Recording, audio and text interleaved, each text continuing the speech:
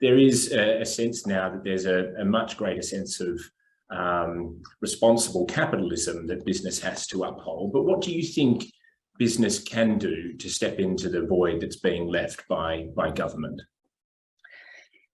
Good question. Let me give you a little anecdote. Many years ago, when I was particularly interested, and indeed had set up a small institution in order to be critical of development aid, particularly in the context of emergencies, because, you know, we felt very strongly that the right aid should go to the right people at the right time rather than the other way around. And I had dealings with NGOs and with multilateral organizations and with governments, particularly the UK government at that time, and with big business.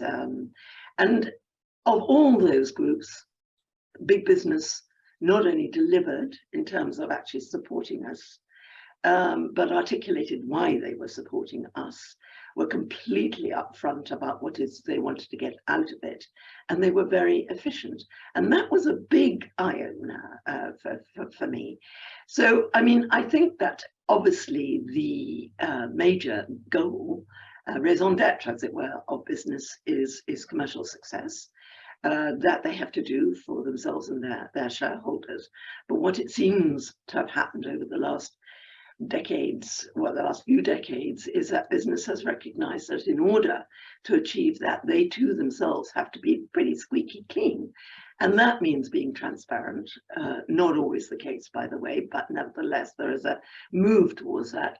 Transparent and also investing in communities where communities need the sort of help that they can provide. And I think that the most successful businesses in the last few years, looking at the FT indexes, are those which actually have adopted that role as being socially and morally responsible.